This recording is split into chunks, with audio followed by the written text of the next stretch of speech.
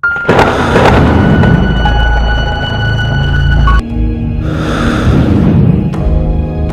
selamat pagi. Perkenalkan, nama saya Cicilia dengan nomor absen 13 dari kelas 10 IPA. Pada hari ini saya ingin menjelaskan dan memutarkan video mengenai asal-usul hikayat Danau Kalimutu. Mari kita saksikan videonya. Hikayat Danau Kalimutu. Cerita dari Provinsi Flores, Nusa Tenggara Timur. Provinsi Nusa Tenggara Timur merupakan salah satu provinsi di Indonesia yang terkenal dengan berbagai objek wisatanya. Salah satu yang terkenal di Flores, Nusa Tenggara Timur adalah Danau Kalimutu. Danau vulkanik ini banyak mendatangkan jutaan pengunjung, baik dari dalam maupun luar negeri setiap tahunnya. Bukan hanya objek wisata, Danau Kalimutu juga memiliki cerita rakyat yang telah melegendaris dan diceritakan secara turun-temurun dari setiap generasi ke generasi. Dan Danau Kalimutu juga menjadi ikon pariwisata Indonesia yang digunakan di dalam mata uang Rp5.000.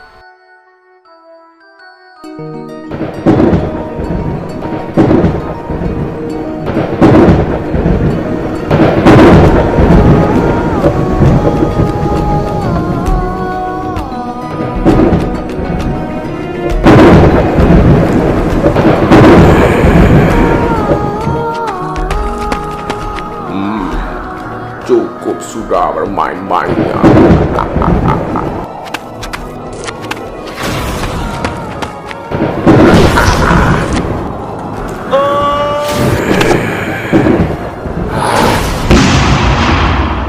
Tolong aku!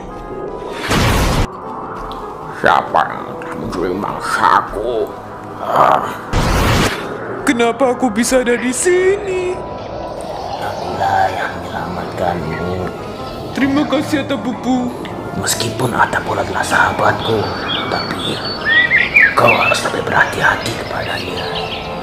Sampai berjumpa di lain waktu.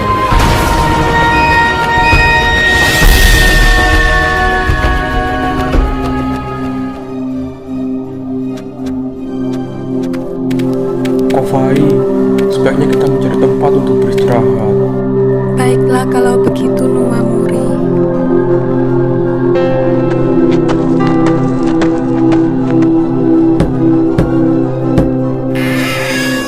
Siapakah gerangan kalian?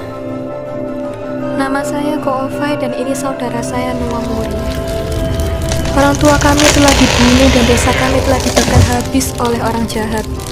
Beruntung kami bisa kabur dan akhirnya sampai di sini. Maksud kedatangan kami adalah untuk beristirahat sejenak di sini.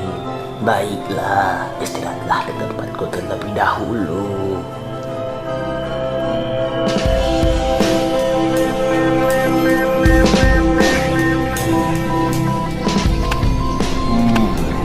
Hari yang cerah untuk berkunjung ke rumah sahabatku Ata Pupu.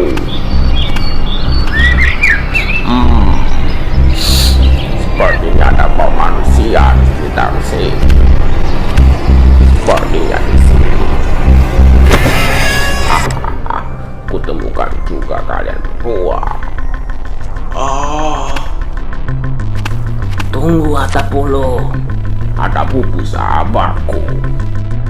Tunggulah sampai mereka lebih dewasa. Daging mereka pasti lebih sedap untuk disantap. Benar juga apa yang kau bilang sahabatku.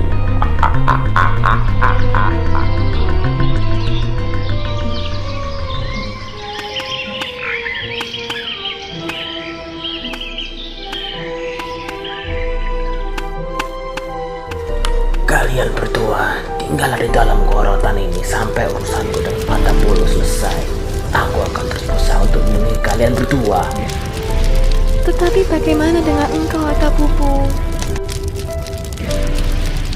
Janganlah khawatir.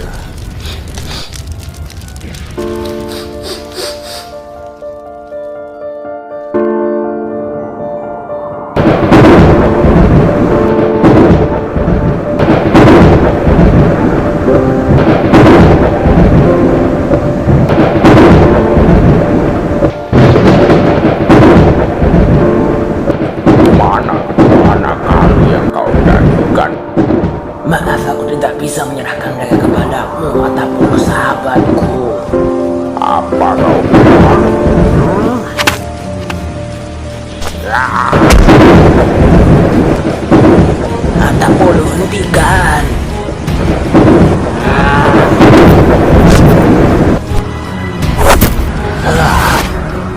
Ku habisi kau Atap Pupu. Aku mohon hentikan.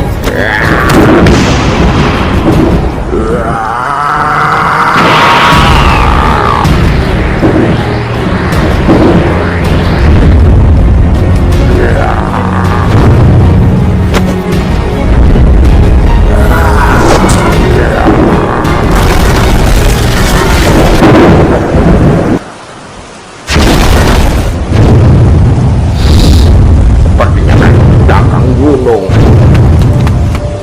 Tunggu Atapolo. Celaka di hadapan gunung sebelah tempat mereka bersembunyi.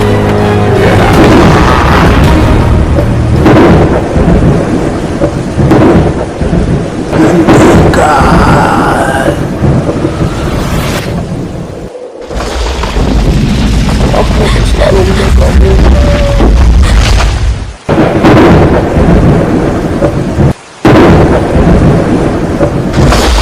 Atapolo, hentikan atau gunung ini akan runtuh.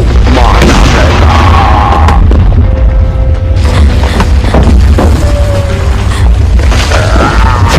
Keluar kalian.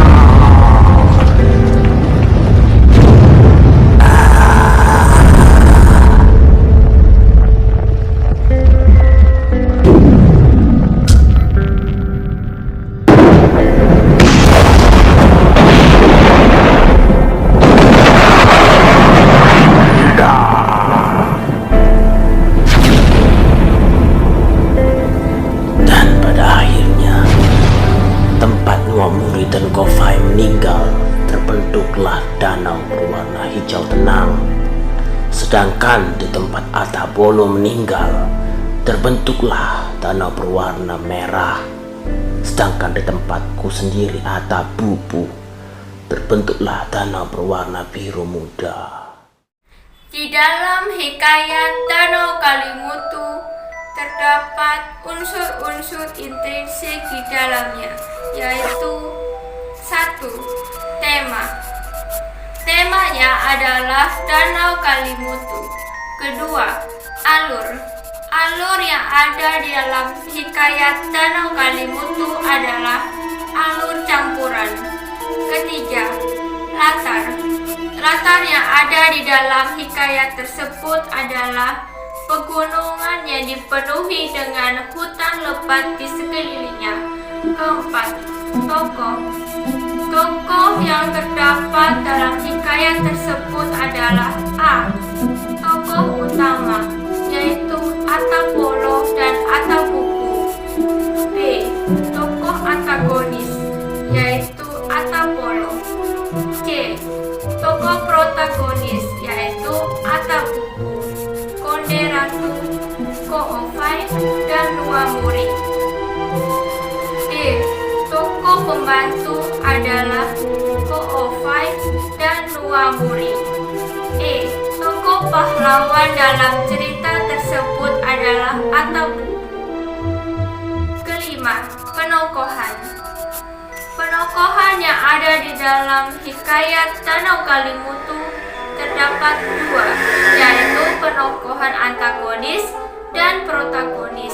Di dalam hikayat Danau Kalimutu terdapat unsur-unsur ekstrinsik di dalamnya, yaitu 1. Nilai-nilai yang terkandung di dalamnya, yaitu nilai pendidikan, 2. Nilai agama, 3. Nilai sosial, dan nilai budaya yang mencakup hal-hal gaib dan kepercayaan akan tempat keramat. Ciri-ciri hikayat Danau Kalimutu. 1. Istana sentris atau pelatar kerajaan dalam hikayat Danau Kalimutu adalah Wapia atau hutan lebat penuh awan yang dihuni oleh Konde Ratu dan rakyatnya. Kedua, anonim. A yang berarti tidak, nonim yang berarti nama adalah hikayat pada umumnya tidak diketahui nama pengarang atau ciri berceritanya. Contohnya yang berada dalam hikayat Danau Kalimutu tidak diketahui nama pengarangnya.